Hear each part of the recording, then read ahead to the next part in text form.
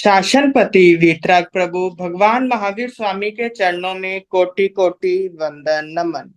वर्तमान आचार्य सम्राट ध्यान योगी राष्ट्र संत डॉक्टर श्री शिव मुनि जी महाराज साहब के चरणों में कोटि कोटि वंदन नमन। आगम ज्ञाता आगम पुरुष हिमाचल केसरी उपाध्याय प्रवर पूज्य गुरुदेव श्री जितेंद्र मुनि जी महाराज साहब के चरणों में कोटि कोटि वंदन नमन। ऑनलाइन एजुकेशन के प्रणेता संघ सेतु उपाध्याय प्रवर पूज्य गुरुदेव श्री रविंद्र मुनि जी महाराज साहब के चरणों में कोटि कोटि वंदन नमन। ऑनलाइन एजुकेशन में पधारे हुए सभी गुरु भगवान एवं भगवती स्वरूपा महासाध्वियों के चरणों में कोटि कोटि वंदन नमन। आज ज्ञानदाता आगम प्रदाता पूज्य गुरुदेव श्री जी की प्रत्यक्ष वंदना का लाभ ले रही हैं उप प्रवर्तनी महासती श्री मंजुल ज्योति जी महाराज साहब आदि ठाना।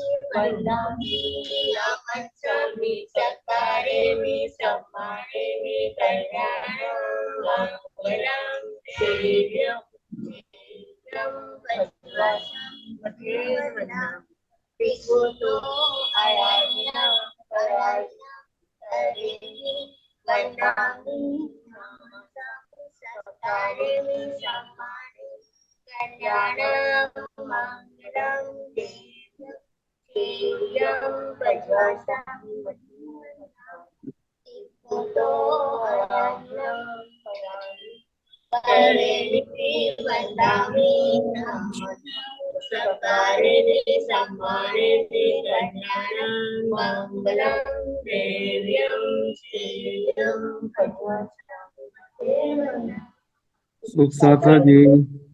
हाँ जी, सबको साथा है।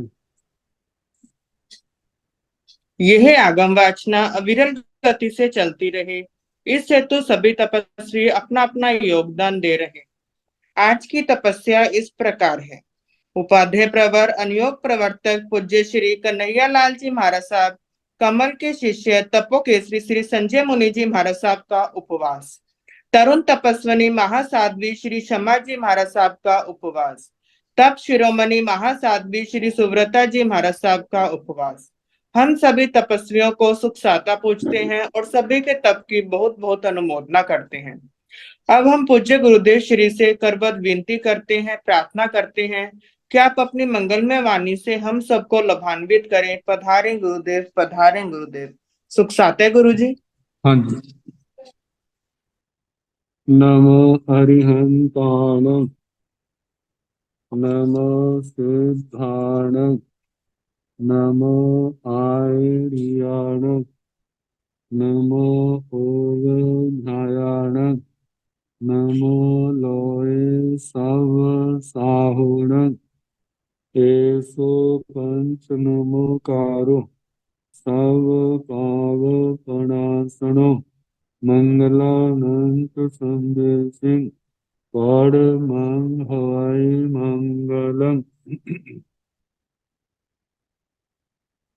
जिन शासन जिन वाणी सदा जयवंत हो, श्रवण संग सदा अविचल मंगल हो, मुक्ति को प्राप्त श्रमण भगवान महावीर स्वामी, उनके परम पावन कल्याणी भागवती वाणी वाचक प्रमुख श्री इंदर भूति गौतम आदि गणधर भगवान युग प्रधानाचार्य परम पूज्य श्री सुधर्मा स्वामी जी महाराज, उनकी परम पावन पाठ परंपरा वर्तमान आचार्य ध्यान योगी परम पूज्य श्री शिव मुनि जी महाराज एवं गुरुजन सबके पावन चरण स्रोतों में मेरा अनंत अनंत वंदना नमस्कार। आगम परिषद में विराजमान वरिष्ठ मुनिराज अन्य मुनिवृंद परम आदरणीय भगवती स्वरूपा महासाधु श्री आनंद सूत्र की वाचना प्रारंभ है। आठवां स्थान सुनाया जा रहा है। कल वर्णन आया था भगवान अरिष्ट नेमि जी के 18,000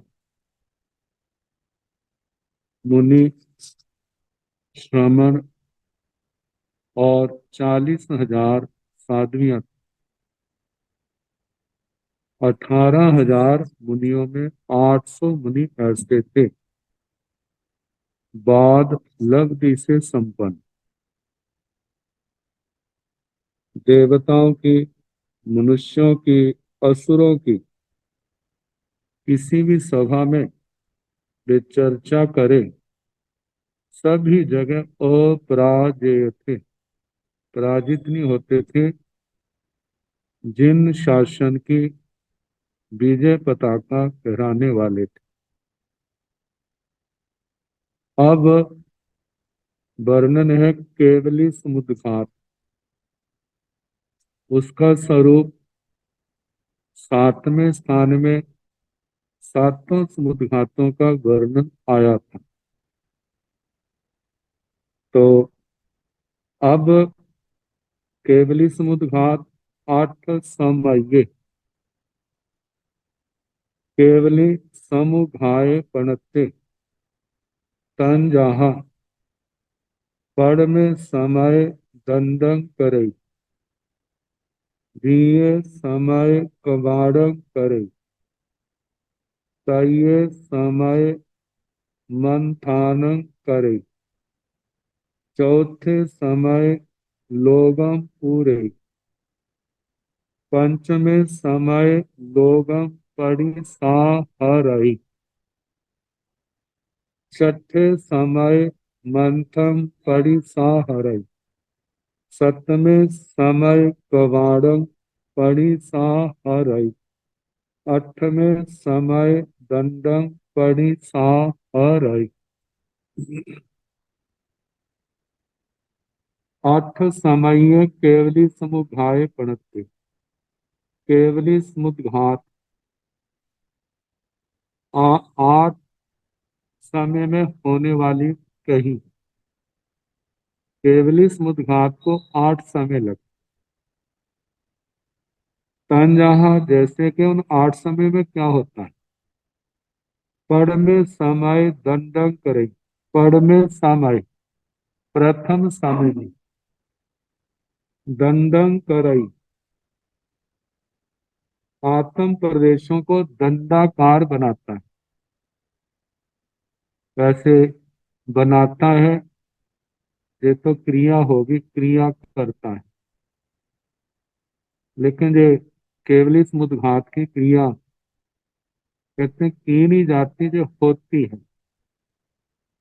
क्योंकि किसी भी क्रिया को करने में असंख्यात समय लग जाता है। तो इसमें तो केवल 8 समय लगे तो ये होती है। तो बताए पहले समय में आत्म प्रदेश जो है दंडाकार बनते, दंड के आकार के, मतलब जिस अवस्था में आत्मा बैठा है, जहाँ खड़ा है, तो आत्म प्रदेश फैलते फैलते शरीर की मोटाई जितने ऊपर लोकांत और नीचे लोकांत तक फैल जाते। तो जब शरीर की मोटाई में ऐसे आत्म प्रदेश फैले तो उनका आकार एक डंडे का रूप बना। तो प्रथम समय में दंड के रूप में आत्म प्रदेश फैलते, दिए समय कवाड़न करे, उस समय में हुए फैले हुए आत्म प्रदेश एक कपाट के रूप में पर कपाट के रूप में फैल जाते। कपाट जैसे फट्टा होता है, इसी प्रकार उसी मोटाई में पूरब से पश्चिम की ओर ऐसे कपाट के रूप में फैल जाएंगे मानो लोक दो हिस्सों में बट गया। यदि पूरब और पश्चिम के रूप में फैले हैं तो लोक उत्तर और दक्षिण के रूप में इन दो भागों में बंट गया। यदि आत्म प्रदेश उत्तर दक्षिण में ऐसे फैले हैं कपाट के रूप में, तो ये लोक जो है पूर्व और पश्चिम के रूप में मतलब बंट गया। पहले उत्तर और दक्षिण के रूप में बंटा था जब पूर्व पश्चिम में फैले थे। यदि उत्तर दक्षिण में फैले तो यही लोक जो है पूर्व पश्चिम के रूप में बंट जाता है। जैसे पहले दंड के रूप में लोकांत से लोकांत तक नीचे से ऊपर तक फैल गए थे, अब जो है पूर्व पश्चिम में लोकांत से लोकांत तक ऐसे दोनों दिशाओं में फैल गए। और ऐसे फैलना जो है एक कपाट का रूप धारण कर दिया। तीसरे समय में तय समय मंथानम करे। तीसरे समय में आत्म प्रदेश मंथनी का रूप बन जाते हैं। मंथनी मदानी कह देते हैं हिंदी में, संस्कृत में मंथनी, और वैसे हरियाणा की भाषा में जिसको रेई भी कहा जाता है, उसके रूप में इस प्रकार पहले पूरब और पश्चिम में फैले थे, तो अब पूरब और पश्चिम के साथ उत्तर और दक्षिण में भी मतलब दो कपाटों के रूप में दो कपाटों के रूप बन गए। जिस कारण से ये लोक जो है अब ऐसे लगे चार हिस्सों में बंट गया। चौथे समय लोगम पूरे, जो दो कपाट बने हैं तो उसमें चार अंतर आ गए। अब चौथे समय में वे अंतर भी उस केवली भगवान की आत्मा के प्रदेशों से भर गए। और चौथे समय में जितना बड़ा लोक है 14 राज्यों प्रमाण, जितने लोकाकाश के प्रदेश हैं, धर्मास्थी काय के प्रदेश हैं और धर्मास्थी काय के प्रदेश हैं, आत्मा का एक एक प्रदेश हर प्रदेश पर स्थित हो गया, मतलब सारे लोक में फैल गया। और पांचवें समय में पंचमें समय लोगम कड़ी सहाराई।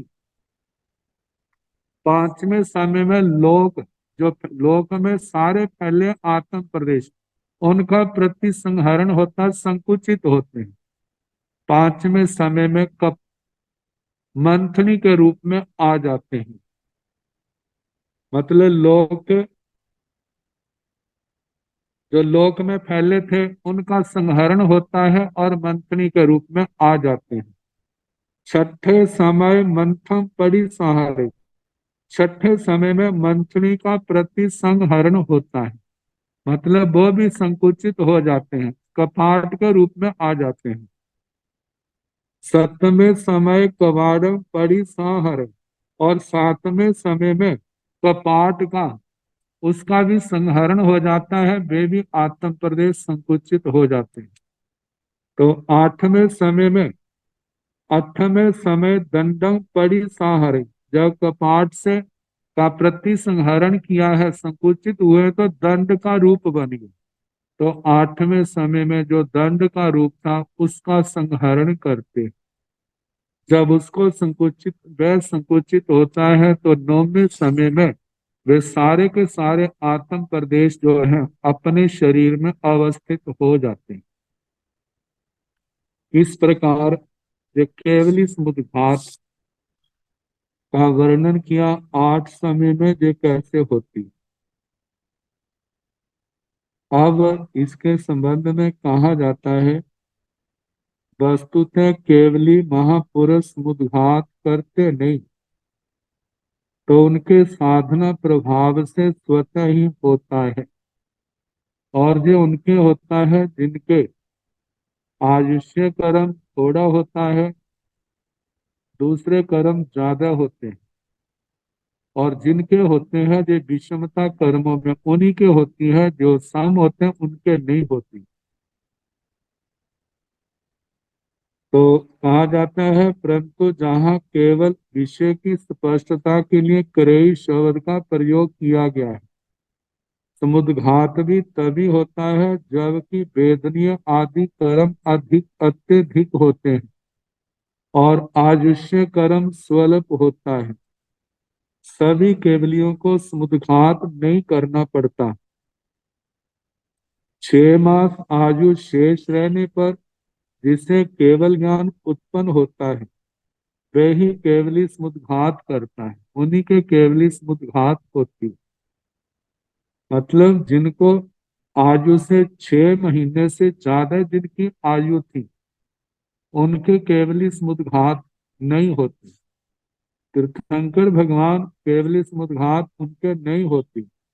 जिनकी आयु केवल ज्ञान के समय 6 महीने या इससे कम रह गई हो, उन्हीं के केवली समुद्घात होती। अब भगवान महावीर की अनुत्तरोपपातिक संपदा। अमरसण भगवो महावीरस 800 अनुत्तरो वायान गई कल्याणान जाव आगमेसी भद्राण उपोष्या अनुत्तरो वायु संज्ञा हुत्था। समणसण भगवो महावीरस, श्रमण भगवान महावीर स्वामी के 800 अनुत्तरव वायान, अनुत्तरोपपातिक 800 मुनि 5 उनत्तर विमानों में जन्मे। तो उन देवों की बताया है गई कल्याणान, उनकी गति जो है वह कल्याण रूप है। अनुत्तर विमानों में अनुत्तर सुख है। उनत्तर विमानों में पैदा होने वाले साधकों के लिए कहा जाता है, उनत्तर विमानों की जो आयु है वो अपरमत अवस्था में ही बंद थी। वैसे कर्म ग्रंथों के अनुसार बताया है, आयु का बंध जिन्होंने 6ठे गुण स्थान में प्रारंभ हुआ, तो वो 7वें में समाप्त तो हो जाता है, लेकिन 7वें गुण स्थान में आयु का बंध प्रारंभ नहीं होता। तो 5 उनत्तर विमानों में उत्कृष्ट परम शुक्ल लेशा है, तो वहां की आयु भी इसी लेशा में बंधती है। तो बताया जाता है 6ठे गुण स्थान के जो सबसे ऊंचे स्थान है, वहीं पर इस आयु का संभव है। तो ऐसे स्थानों पर उनकी जो अनुत्तर विमानों की आयु बांधते हैं, उनकी नर गति, त्रयंच गति और विराधक श्रेणी जो है, भवनपति, वाणव्यंतर, ज्योतिषियों के, इन स्थानों के अंदर उनका जाना सदा के लिए बंद हो जाता है। अब उनकी जो गतियां हैं, या तो मनुष्य बनेंगे या वैमानिक देवता। प्राय करके इन विमानों में जाने वाले जल्दी ही संसार को तरने वाले होते हैं, एक जन्म लेकर के। और कहाँ है, सर्वार्थ सिद्ध में जाने वाले तो केवल एक जन्म लेकर तरेंगे संसार को। 4 उनत्तर विमानों वाले जो हैं, जब आप दूसरी बार 4 उनत्तर विमानों में गया है, तो नियम से उसके अगले जन्म उनका मोक्ष होगा। जो पहली बार गया है, वो एक जन्म और लेकर के संसार से तर सकता है। यदि मानो ना तरे संसार हो, तो उनके लिए कहा जाता है ज्यादा से ज्यादा 15 जन्म, इतने जन्मों के अंदर अंदर उनका निर्वाण निश्चित है। तो बताया है जिनकी गति भी कल्याणकारी है और जाव से स्थिति लिया जाता है, जिनकी वहां की स्थिति भी अनंत सुखमय होने के कारण कल्याणकारी है। आग मेसी भद्दाण, और उनका आगामी काल जो है वह भी क्या है, भद्र कल्याण रूप है। तो ऐसे अनुत्तरपातिक देवों की उपोसिया उत्कृष्ट अनुत्तर वायु संज्ञा होता अनुत्तरपातिक संपदा हुई। मतलब उनकी इतनी संपदा, 800 मुनिराज, भगवान के 14,000 श्रवणों में 800 मुनिराज 5 उनहत्तर विमानों में देवता के रूप में जन्मे। वर्तमान में आगम साहित्य के अंदर देखा जाए तो अनुत्तरपातिक में केवल 33 जीवों के अधिकार है, जिनमें जो वर्णन आता है तीन उद्देश्य कह लो, अध्ययन कह लो। पहले में 10 है, दूसरे में 13 का वर्णन, तीसरे में 10 का। इसके अतिरिक्त देखा जाए तो मेघ कुमार जी का वर्णन आता है, जो 22वें देवलोक में गए। ऐसे 34 जीव हो गए। दशारण भद्र का अनुत्तरपातिक में तो नहीं, लेकिन इसी सूत्र के अंदर जहाँ वाचना भेद से अन्य वाचनाएं थी वहां पर उनका नाम आता है। मतलब कुछ जीवों का आता है वर्ण जो उपलब्ध होता है, बाकी जो है विच्छेद हो चुका है। तो इस प्रकार भगवान के 14,000 मुनिवरों में से 800 मुनिवर 5 उनहत्तर विमानों में पैदा हुए।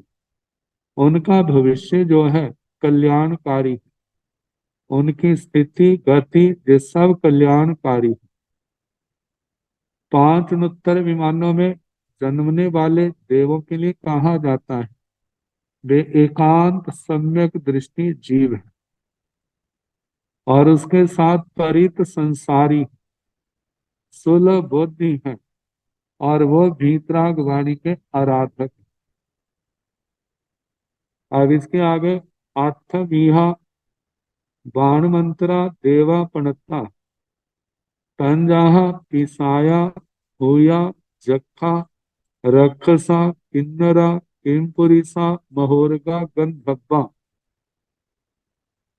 एसीणं आठणं बाण मंत्र देवाणं आठ चेय रुखा पणता तंजहा कलम्बोय पिसायाण बड़ो जखाण चेय्यम तुलसी भूयाण भवे रक्षसाण च कंडौ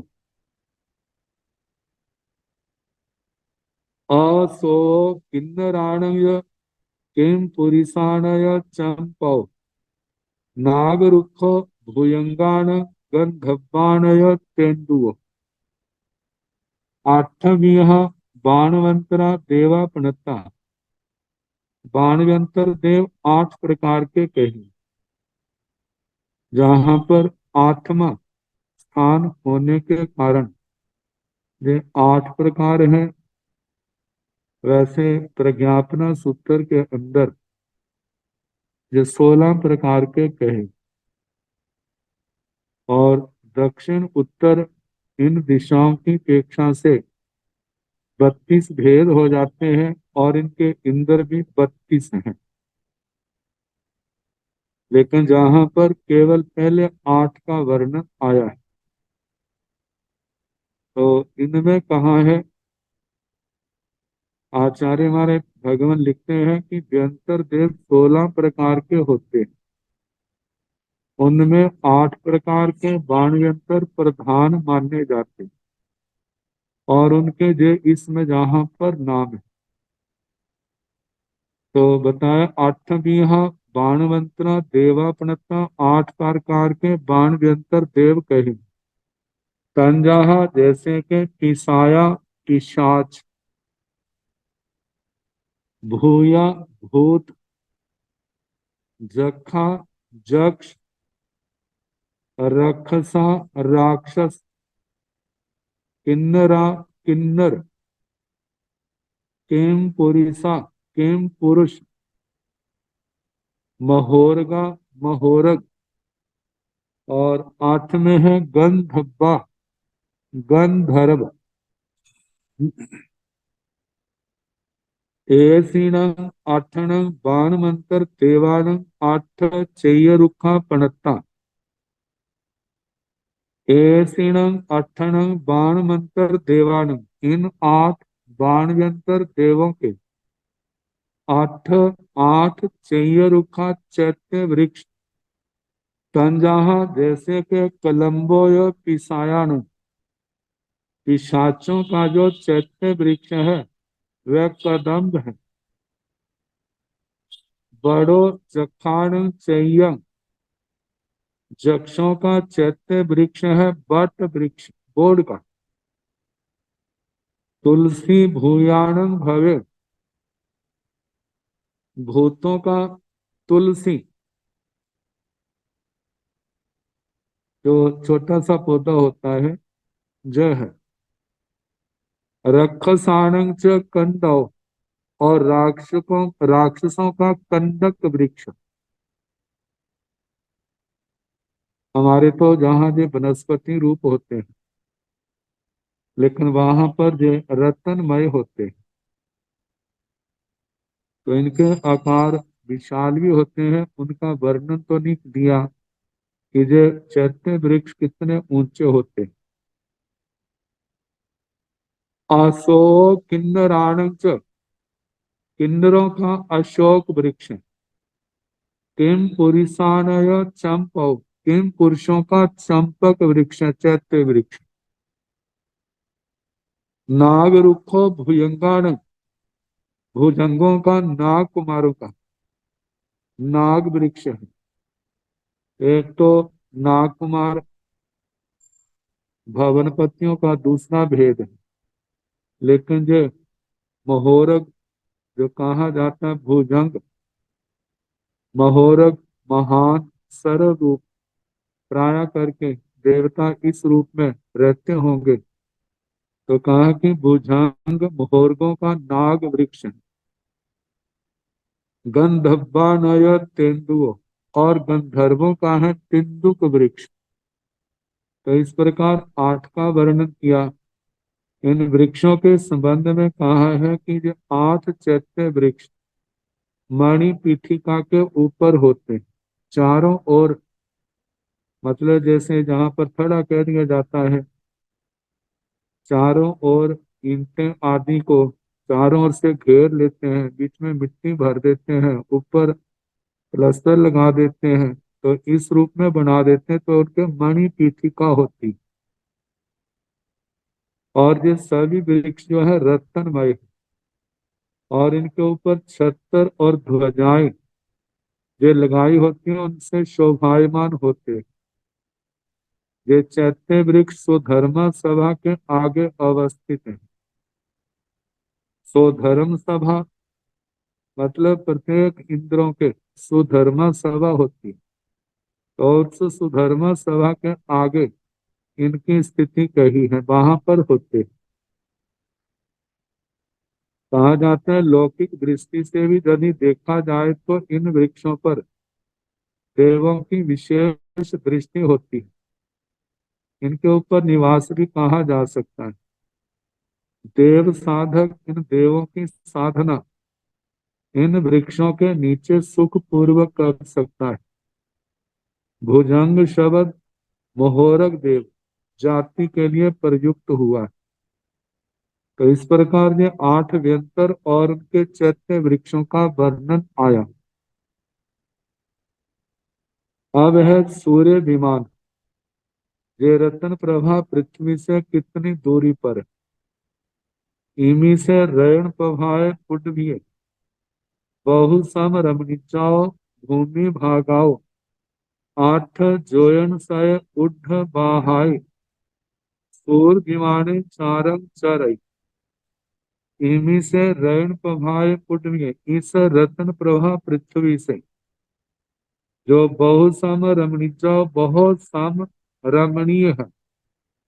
भूमि भाग से 8 जोजन सही 800 जोजन। उड्ड बाहाय ऊंचा। सूर विमाने चारम चरई। सूर्य विमान गति करता है। कहा जाता है इस पृथ्वी से 790 जोजन की ऊंचाई पर तारे शुरू हो जाते हैं। 800 जोजन की ऊंचाई पर सूर्य विमान है, तो 880 जोजन की ऊंचाई पर चंद्रमा का विमान आता है। इनके संबंध में कहा जाता है, यद्यपि आज के वैज्ञानिक सूर्यमंडल की पृथ्वी से दूरी 9.25 करोड़ मील स्वीकार करते हैं। 800 जोजन का अर्थ लगभग मतलब 32 के आगे 32 लाख मील हो जाता है। परंतु जुग जुग का मान भेद इस विषय में विरोध की प्रतीति नहीं होने देता, क्योंकि अपने कहा जाता है उत्सेद अंगुल से जो प्रमाण अंगुल है वो 1000 गुना बड़ा है। तो बड़ा होने के कारण से इसमें कोई विरोध वाली बात नहीं, इतनी दूरी हो सकती। अब इसके आगे आठ नक्षत्रा चंद्रेण सद्धि पमद्दं जोगं जोयन्ति तंजाः कत्तिया रोहिणी पूर्णवसु महा चित्ता विसाह अनुराहा जेठा। 8 नक्षत्र 8 नक्षत्र चंद्रेण सद्धि चंद्रमा के साथ पमद्दं जोगं जोयन्ति प्रमर्द नाम का योग उत्पन्न करते हैं। वे 8 नक्षत्र कौन से हैं? तंजाहा जैसे के कत्तिया कृतिका, रोहिणी रोहिणी, पूर्णवसु पुनर्वसु, महा मघा, चित्ता चित्रा, विसाहा विशाखा, अनुराहा अनुराधा, जेठा ज्येष्ठा। इन नक्षत्रों के संबंध में कहा पहले प्रमर्द योग। प्रमर्द योग का अर्थ होता है निर्दिष्ट। ये जो 8 नक्षत्र के हैं, इन नक्षत्रों का दक्षिण या उत्तर की ओर से चंद्र के साथ योग होना, यदि ऐसा होता है उत्तर या दक्षिण से चंद्रमा के साथ योग होता है तो ये प्रमर्द योग होता है। और ये कभी कभी होता है, और इसका फल ये होता है जब ऐसा योग हो नक्षत्रों का चंद्रमा के साथ, तो इस मनुष्य लोक में सुभिक्ष होता है। तो इन 8 नक्षत्रों के नाम बताए गए। अब इसके आगे जम्बू दिवसण दिवस दारा 8 जोयनाई उड्ढं उच्च तेणं पणता सब्बे सिंपी समुदान दारा 8 जोयनाई उड्ढं उच्च तेणं पणता।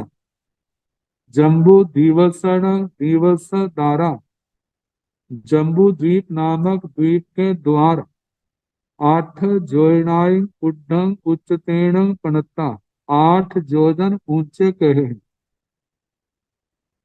जम्बू द्वीप प्रज्ञप्ति में इन द्वारों का बड़े विस्तार के साथ वर्णन आता है। 4 द्वार हैं, पूर्व में, दक्षिण में, पश्चिम में, उत्तर में। पूर्व के द्वार का नाम विजय द्वार है, दक्षिण के द्वार का नाम बेजयंत, पश्चिम के द्वार का नाम जयंत और उत्तर के द्वार का नाम अपराजित है। तो बताया जाता है ये 4 द्वार, इनकी ऊंचाई जो है 8 जोजन की कही, 8 जोजन ऊंचे। और जो चारों ओर जगती है उसकी भी ऊंचाई 8 जोजन। तो सभ्य सिंह की दीव मुद्दाण दारा आठ जोयनाई उड्डम उच्चतेन पणता। जैसे जम्बू द्वीप के चार द्वार हैं, ऐसे सभी द्वीप और समुद्रों के चार चार द्वार हैं, और उनके नाम ऐसे ही, लेकिन उनके अधिष्ठायक देवता, उनके परिवार सबके अलग अलग। तो दूसरे द्वीप समुद्रों के भी द्वार जो हैं 8-8 योजन ऊंचे कहे। पुरिस देय निचसण कम्मस जहन्नेन 8 संवत्सराय बंद की पणता। जसो कित्ती नामैन कम्मस जहन्नेन 8 मुहूर्ताय बंद की पणता।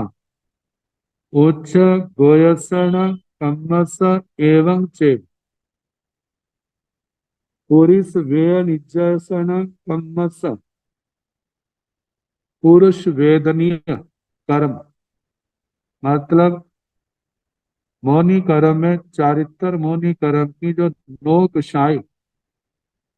भेद है, उसके 9 भेदों में जो पुरुष वेद मौनी कर्म 9 मौनी कर्म है, उसकी जघन्य स्थिति जो है वह 8 संवत्सराई 8 संवत्सर की 8 साल की कही।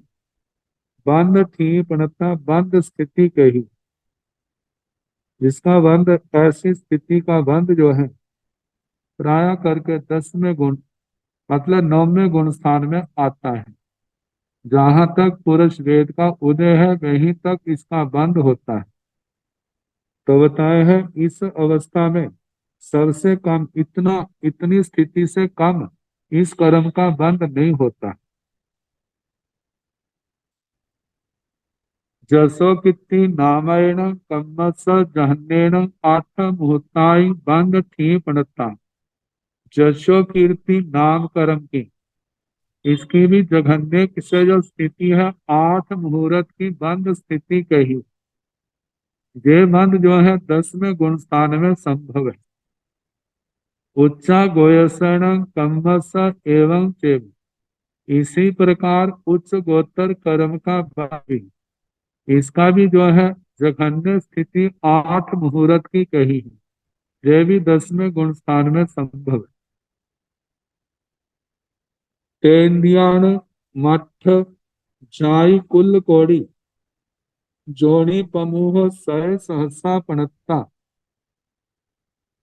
तेन्द्रियाण त्रिंद्रिय जीवों की 8 जाई कुल कोड़ी 8 कुल कोटि मतलब 8 लाख।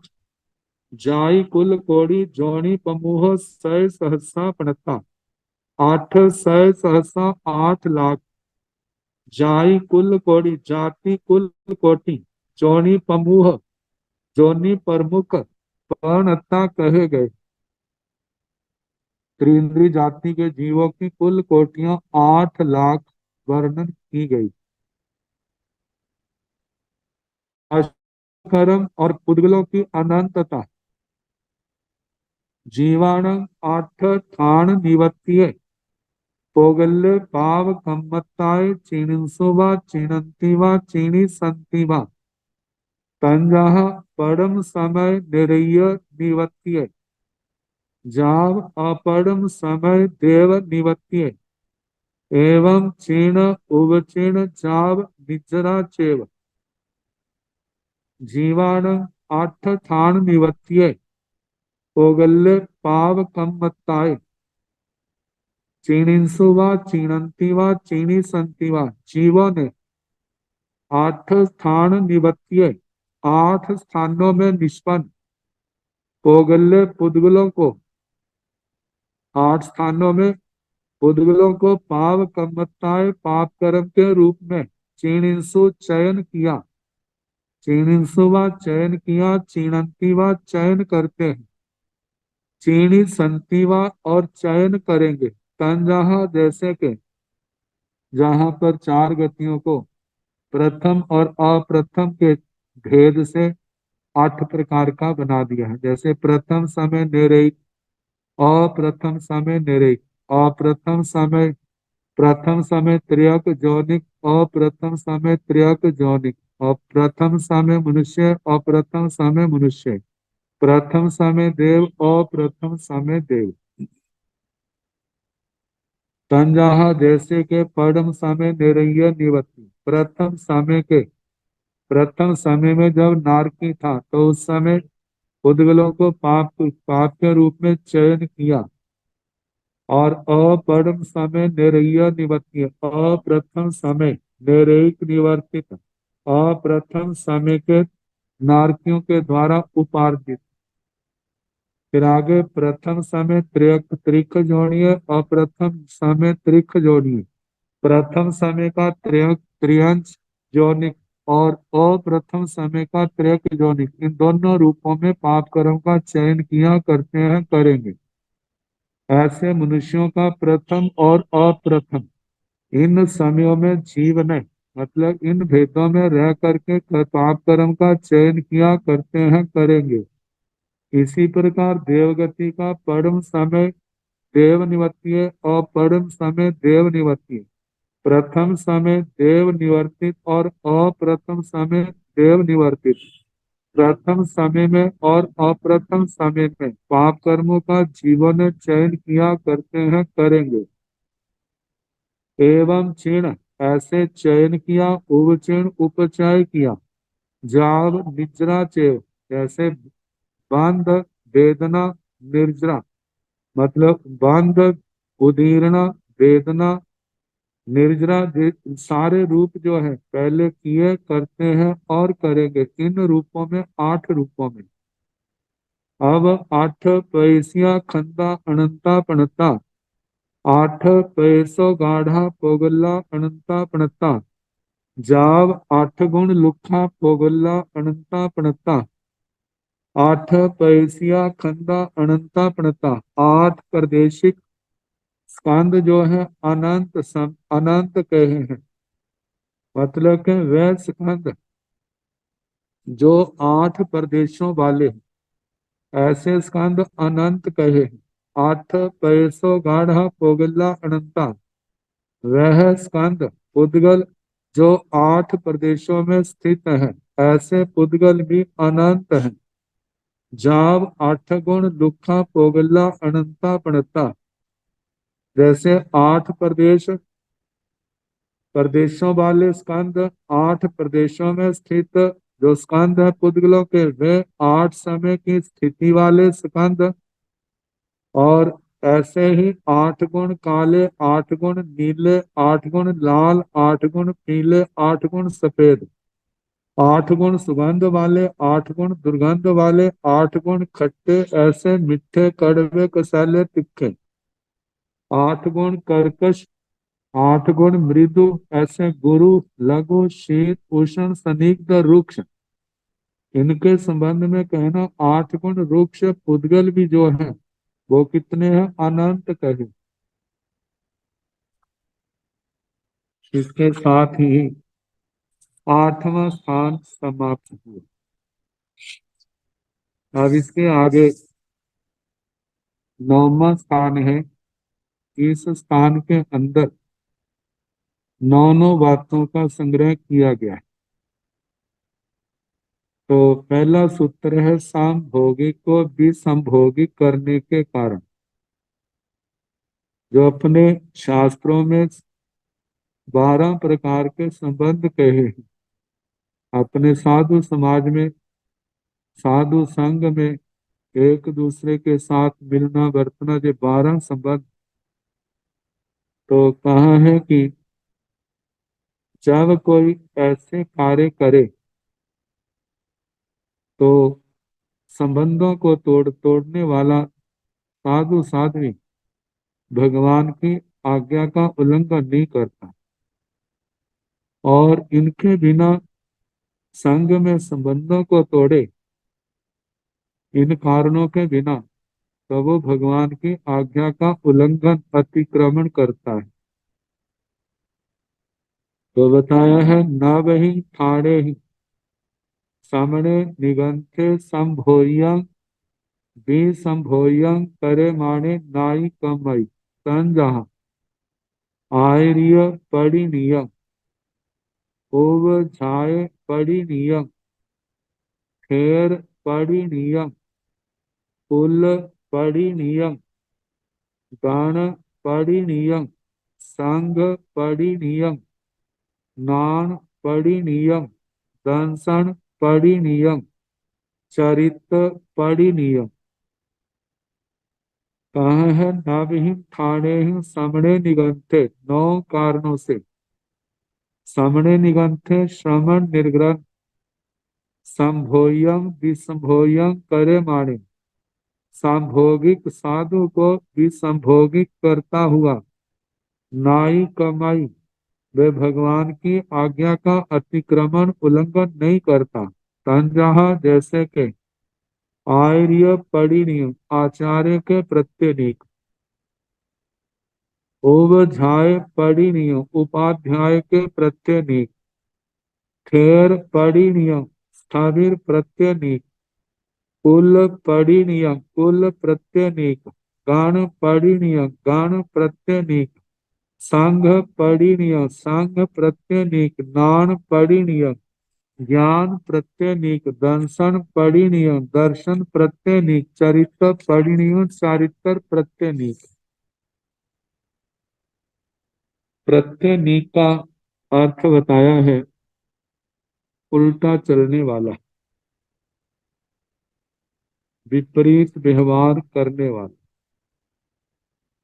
आचार्य प्रत्येक आचार्य से विरुद्ध चलने वाला साधु जो है आचार्य प्रत्येक उपाध्याय प्रत्येक उपाध्याय से विपरीत चलने वाला साधु उपाध्याय प्रत्येक ऐसे स्थविर से प्रतिकूल व्यवहार करने वाला स्थविर प्रत्येक अपने साधु कुल से विरुद्ध चलने वाला वह जो है कुल प्रत्येक है साधु गुण गण से विपरीत चलने वाला वह जो गण प्रत्येक चतुर्विद श्री संघ से प्रतिकूल चलने वाला संघ प्रत्येक सम्यक ज्ञान से विरुद्ध चलने वाला वह ज्ञान प्रत्येक सम्यक दर्शन से विपरीत चलने वाला दर्शन प्रत्येक सम्यक चारित्र से प्रतिकूल चलने वाला प्रक्रिया करने वाला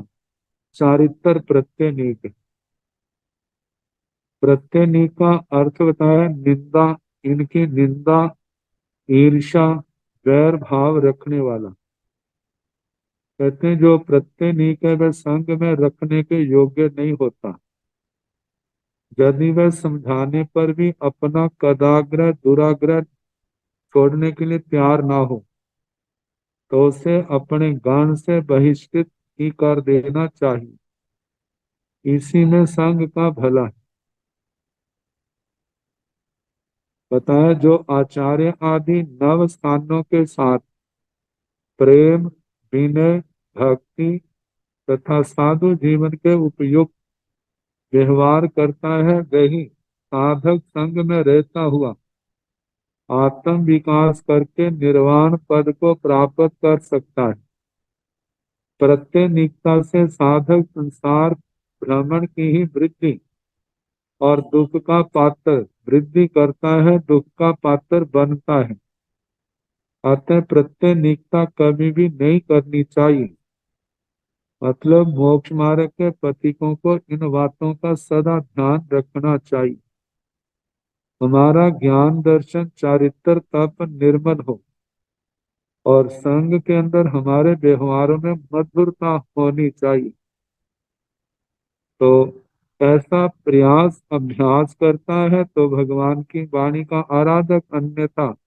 और समाधि के मार्ग पर चलने का दुष्परिणाम आने वाले समय में अपने आप सामने आ जाता है